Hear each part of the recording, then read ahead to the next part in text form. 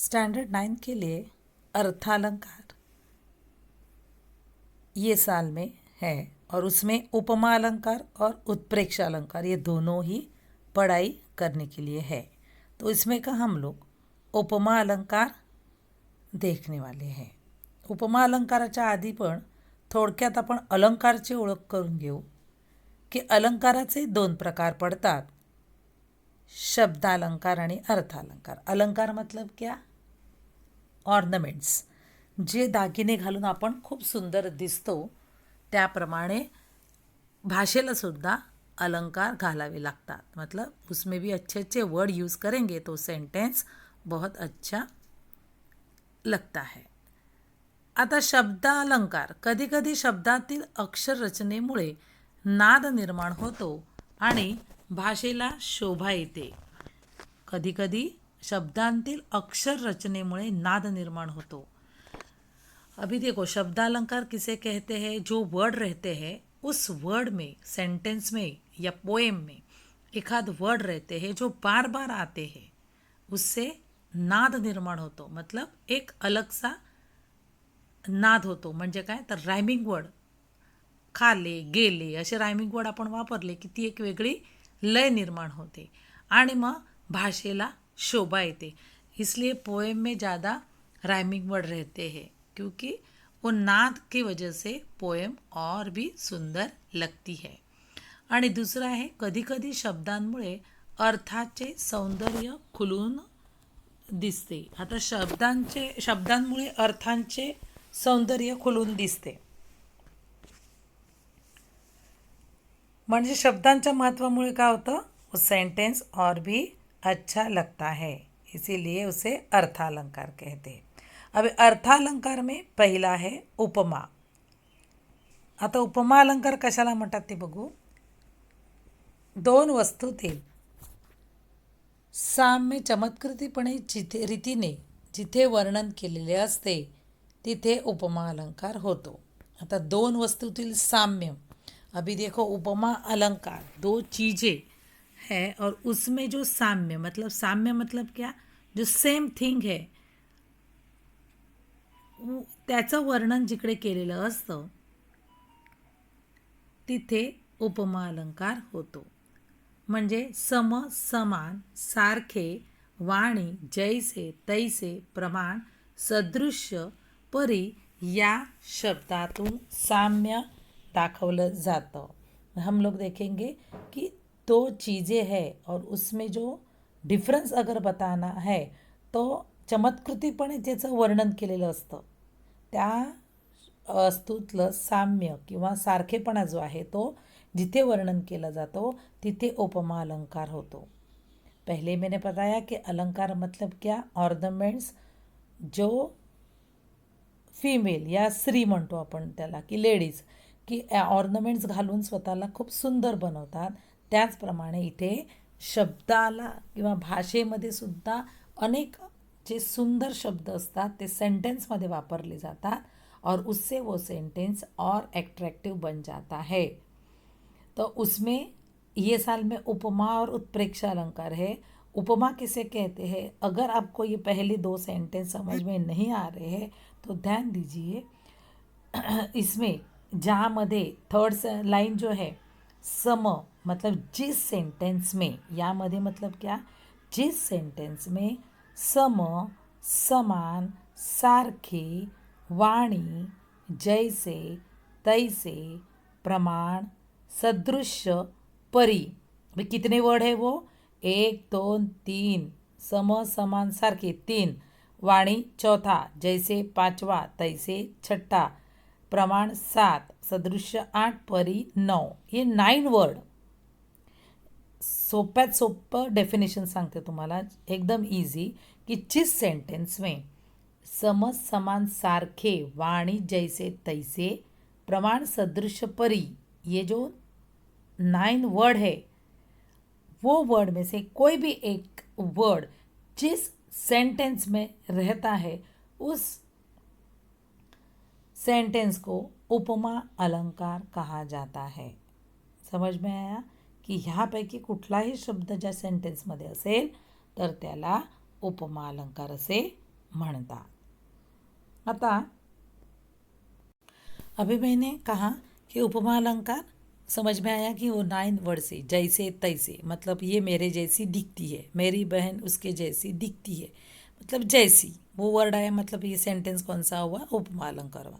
लेकिन वो इसके समझने के लिए भी महत्त्वाच्या बाबी, मतलब इम्पॉर्टंट थिंग्स है वो ध्यान में रखणे, क्योंकि एग्जाम में एक तो उपमा अलंकार म्हणजे काय असं विचारत नाही, तर एखादं सेंटेंस दिया जाता है और उससे ये कौन सा अलंकार है पता चलना, मतलब तुम लोग को लिखना ही कि ये कौन सा अलंकार है।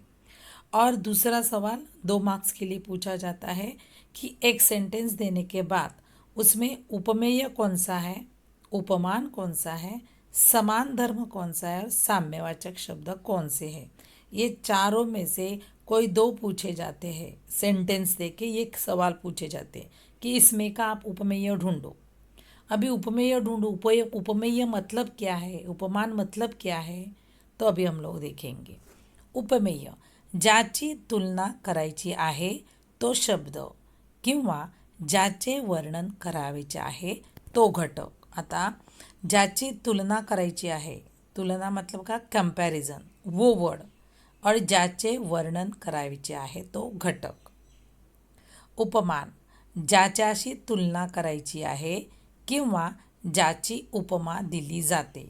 अभी देखो फर्स्ट वर्ड में, फर्स्ट सेंटेंस में क्या दिया है कि जिसके साथ कंपैरिजन, 2 चीज़ें हैं जिसकी कंपैरिजन उसके साथ करने वाले है वो वर्ड, उसे उपमेय कहा जाता है। उपमान मतलब जिसके साथ कंपैरिजन हो रही है वो वाला वर्ड। हम लोग एग्जाम्पल देखेंगे तो अपने को पता चलेगा। तीसरा है समान धर्म किंवा समान गुण, 2 वस्तूमध्ये असलेला सारखेपणा किंवा समान गुण। सेम जो सारखेपणा ज्या वस्तूमध्ये, त्या 2 ज्या गोष्टीचं आपण कंपॅरिझन करणार आहोत त्या गोष्टीमध्ये जो साम्यपणा है किंवा समान गुणधर्म है उसके बारे में बताना है। और साम्यवाचक शब्द मतलब ऊपर में जो साम्य या समान, सेम थिंग जो है वो दिखाने के लिए जो शब्द यूज़ किया जाता है उसे साम्यवाचक शब्द कहा जाता है। मतलब सेंटेंस में उपमेय पूछा जाता है, उपमान पूछा जाता है, समान धर्म पूछा जाता है और साम्यवाचक शब्द पूछा जाता है। पहले मैंने बताया उपमा अलंकार किसे कहते हैं, वो 9 वर्ड्स जो आपको बाहट करने हैं, कौन से, जैसे तैसे, प्रमाण, सदृश्य। तो इनमें से कोई भी वर्ड आ गया तो ये अलंकार हो गया उपमा। समझ में आ रहा है। और वो 1 मार्क्स के लिए सवाल पूछा जाता है और दूसरा है सेंटेंस दे के इसमें से उपमेय कौन सा है, उपमान कौन सा है, समान धर्म आणि साम्यवाचक। एग्जाम्पल के साथ मैं आप लोगों को बताती हूँ उपमेय, उपमान, समान धर्म आणि साम्यवाचक शब्द क्या है। उपमा अलंकारामध्ये 2 वस्तूची तुलना केली जाते। अभी तुलना मतलब कंपैरिजन, जो चीज़ों की कंपैरिजन की जाती है वो अभी आपको पता चलेगा क्या है। तुझे अक्षर मोत्यासारखे सुंदर है। अभी सेंटेंस कौन सा है, तुझे अक्षर मोत्यासारखे सुंदर है। अभी इसमें दोन वस्तूची तुलना केली आहे, बरोबर। कौन से 2 वस्तू है, अक्षर और मोती। समझ में आ रहा है। अक्षर मतलब हैंड राइटिंग, आपका हैंड राइटिंग मोती जैसा सुंदर है, एग्जाम्पल है। अभी इसमें ऊपर लिखा है कि 2 वस्तूची तुलना केली जाते, 2 चीज़ों की कंपैरिजन की जाती है। कैसे, कौन से है इस सेंटेंस में 2 चीज़ें, एक है हैंड राइटिंग, दूसरा है मोती। ये 2 चीज़ें हो गई। मतलब इसमें आता आपण उपमेय बघितलं, ज्याची तुलना करायची आहे ते, कोणाची तुलना करायची आहे, उपमेय काय झालं याचं, तुझं अक्षर। ज्याच्याशी तुलना करायची आहे ते उपमान। अभी उपमेय, उपमान, ये डेफिनेशन बाहर करो तो पता चलेगा। उपमेय कौन सा हो गया, अभी हम किसकी कंपैरिजन कर रहे हैं, अक्षर की, आपका हैंड राइटिंग। उपमान क्या हो गया, जिसके साथ तुलना करनी है, जिसके साथ हम कंपैरिजन कर रहे हैं, हम अक्षर की कंपैरिजन मोती के साथ कर रहे हैं, समजते हैं। आणि समान धर्म, उपमेय और उपमान में जो समान धर्म है, सारखेपणा आहे. आता कुठला सारखेपणा आहे, तर तुझं अक्षर मोत्यासारखं सुंदर आहे. सुंदर हा काय झाला, समान धर्म झाला. आणि साम्यवाचक शब्द काय झाला, साम्य बता रहा है इसमें.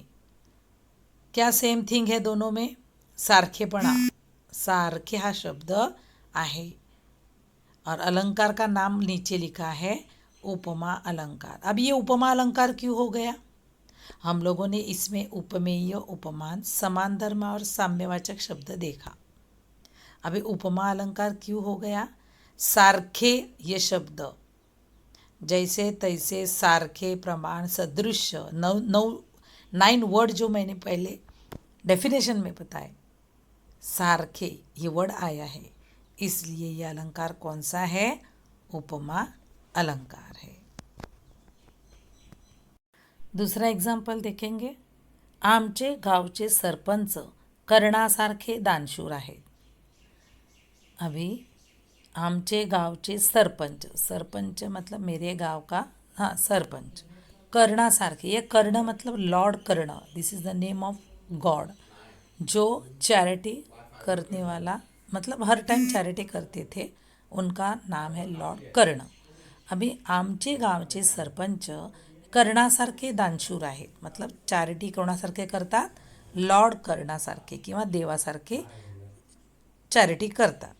अभी उसमें उपमेय कौन सा है, कोणाची तुलना करायची आपल्याला, गावचे सरपंच. कंपॅरिझन किसके साथ करना है, गावचे सरपंचाची तुलना आपल्याला कोणाशी करायची आहे, त्यांनी कोणासारखं केलं आहे, Karna, lord Karna, this is the name of God, जो चॅरिटी करणार आहे.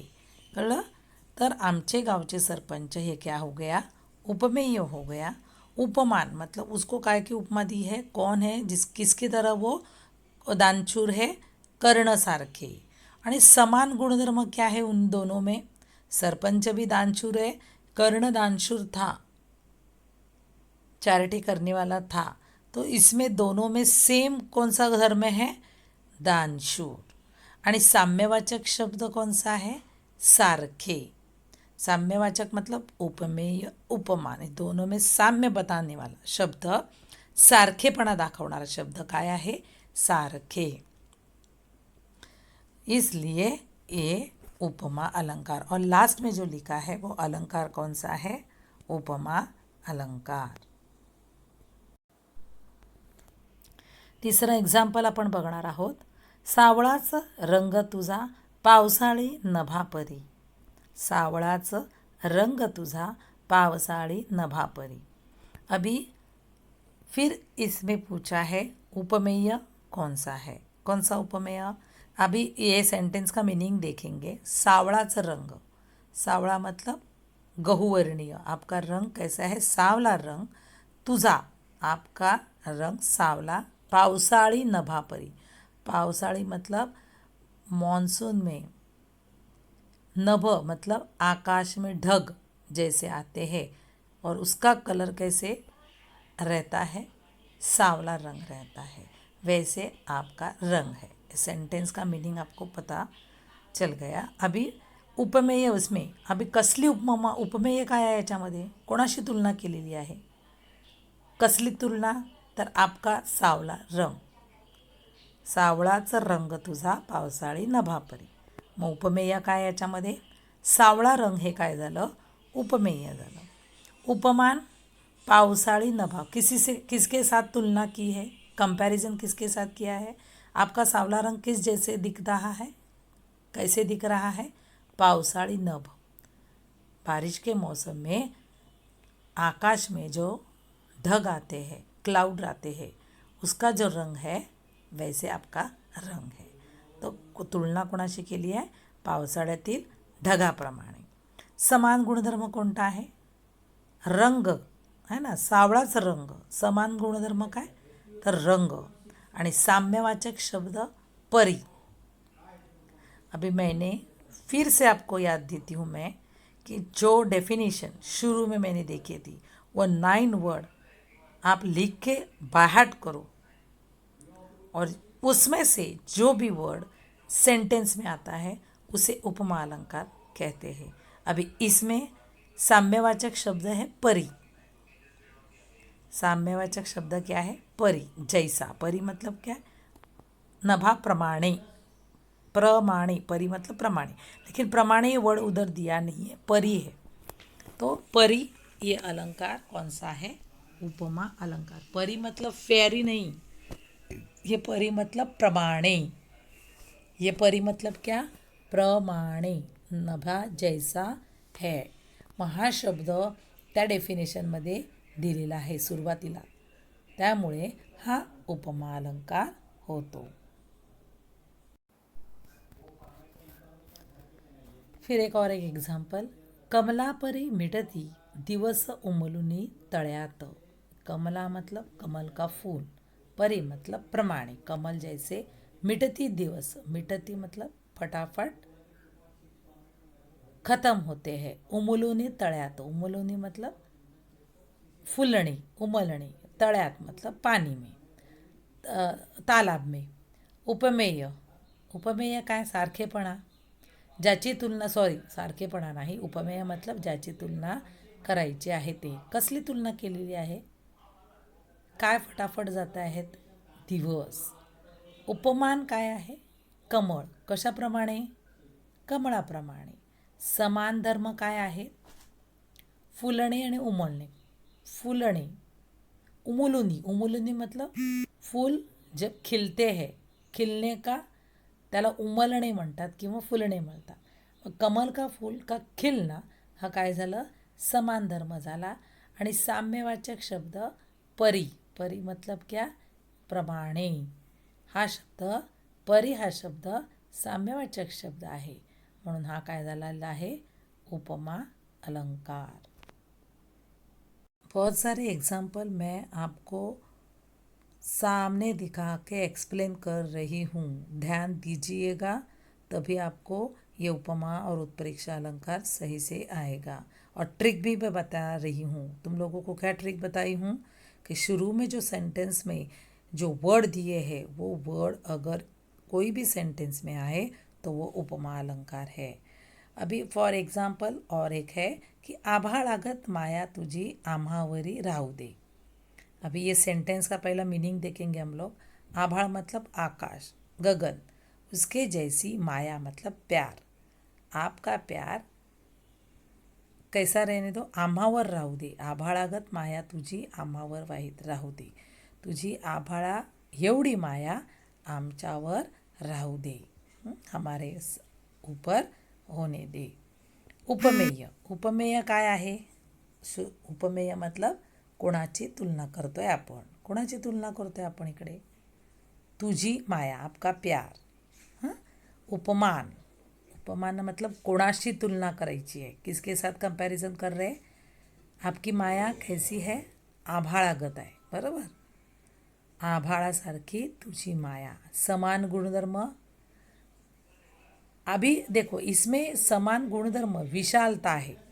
तो विशालता मतलब क्या? आभाल कैसे रहता है? विशाल रहता है, बहुत बड़ा रहता है, बराबर. तो इसमें इसलिए ये समान गुणधर्म क्या है? विशालता या विशालपणा, बहुत बड़प्पन. कळलं? साम्यवाचक शब्द गत. कोणता शब्द आहे? गत. इथे हा उपमा अलंकार. साम्यवाचक शब्द म्हणजे सारखेपणा असणारा शब्द, हा गत आहे म्हणजे उपमा अलंकार आहे.